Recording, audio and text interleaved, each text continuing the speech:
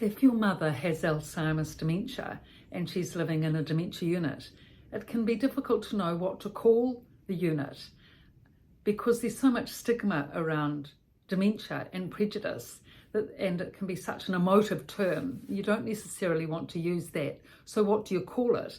A dementia unit's not a hospital. The people aren't sick. They've just got a memory problem. They're old. Often they're healthy, but with a memory problem.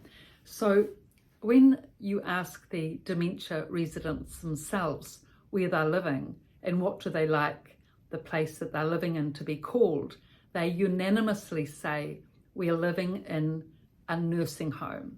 So that's their favourite approach. We're in a nursing home. It's good food here. It's, warm. We have a good room. We have our bathroom and everything's organised for us and done for us. So we don't need a memory here. So that's their approach in terms of being in a nursing home. So dementia residents don't talk about having dementia. They may say that, they've got a memory problem, and that's accepted. Everyone knows that everyone there has got a memory problem, but they often just attribute it to getting old. And that's okay most of the time, unless there's exceptions when you actually do have to explain that it is a dementia unit, but that's too much to go into here. That's another explanation, and that really only needs to be said when the person first comes in to a dementia unit and they're really stressed and upset and the details need to be explained. But for day-to-day activities, nursing home, and that everything there is done for them just as it is in a nursing home. So that's the best way of approaching it. Now, if your mother says to you, well, okay, you've explained all this to her and she's defiant, or not defiant, but she's resisting, reactive, saying, look, she's not old enough to be in a nursing home, and you say to her, well, she's, say, 90, and she says, she's not 90, she's 60. She doesn't think she's 90, she thinks she's 60, and she shouldn't be living in a nursing home at 60.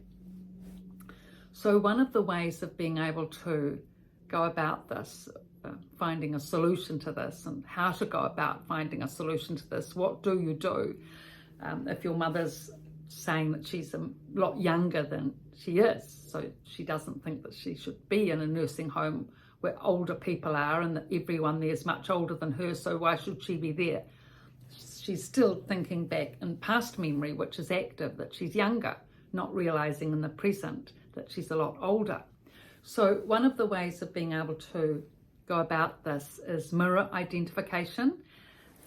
What you need to do in terms of focusing on being able to enable your mother to understand this and how to go about it is to actually get a long length mirror and put it up in your mother's room in a convenient spot where she can easily see herself.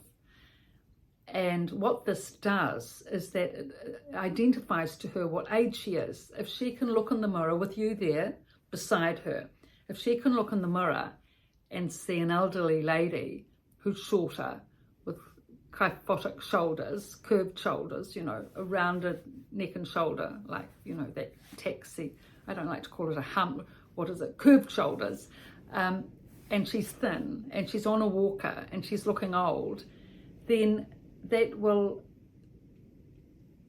determine to her that she is older because she can see an old woman in the mirror.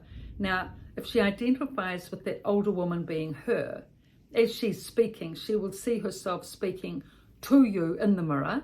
She'll recognise you because you're her daughter and you visit regularly and she knows you. So she will see you in the mirror and see that you're, say, 60, and then she looks at herself as being a good 20, 30 years older as 90. So she'll then be able to identify with the fact that she's older. And it's to do this gradually, but that is why it's a really good idea to have a long mirror in a dementia residence room. It's essential actually for body identification, not just for age, but also for what they're wearing and how they're looking and posture and all sorts of things.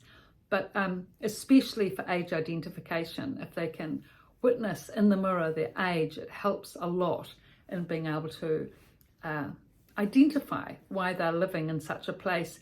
The reason why it's important to have a long length mirror is because long length mirrors aren't in dementia units at all. There are only the small mirror above the basin where you can only see yourself, you know, from shoulders up. You never get to see your body. So if you've got a youthful looking face, which some 80 and 90-year-old women do actually, they haven't been in the sun a lot and worn a sun hat all their lives, and some have very good skin and they don't look 90, but their bodies look like they're 90 when they've got, you know, kyphosis and, you know, a curved spine and on a walker and all of that. I mean, most people on walkers are in their late 80s and 90s. You know, you don't generally get people on their walkers in their 70s. So once they see themselves on a walker, that's a good sign that they're getting older. So the mirror is the way to be able to identify this. I mean, if you're not seeing yourself in the mirror, it's very disorientating. You can easily think of yourself as looking quite differently to what you do. So it is very important that these mirrors are in dementia units and your mother can see both what she looks like and also she can have a choice with what she wants to wear when she can see it in the mirror. Otherwise, she'll be getting dressed in the morning by the carer and she won't really have any idea of what she's wearing or what it looks like.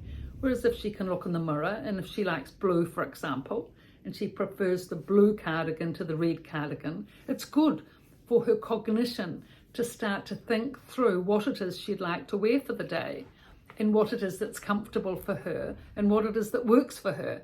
And she can only really orientate to that in the mirror. Now, also having the long mirror, she can more likely see herself putting her cardigan or her coat on and off, brushing her hair, putting on beads. You know, she wants to wear beads or other jewellery, costume jewellery. It's all much easier to do with a long mirror, having it there rather than just the small mirror in the bathroom, which is okay for brushing your teeth, but for dressing, a long mirror is really needed. So all of this identification will help the individual, the dementia resident, identify themselves with being in a dementia facility. So I've written these two books, The Resident's Voice and The Resident's Rise, both from a dementia unit. And the first book, How to Help People Going into a Dementia Unit, and the second book, Adjusting to and Managing Living in a Dementia Facility. So thank you so much for all your looks and your likes on TikTok and YouTube. I so appreciate it. And please pass on these links to those people that are helping members of our community with Alzheimer's, because everyone deserves these people that are helping others either in dementia units or outside dementia units deserve so much help and support. So please pass on the links and subscribe if you're finding this information interesting. Thank you.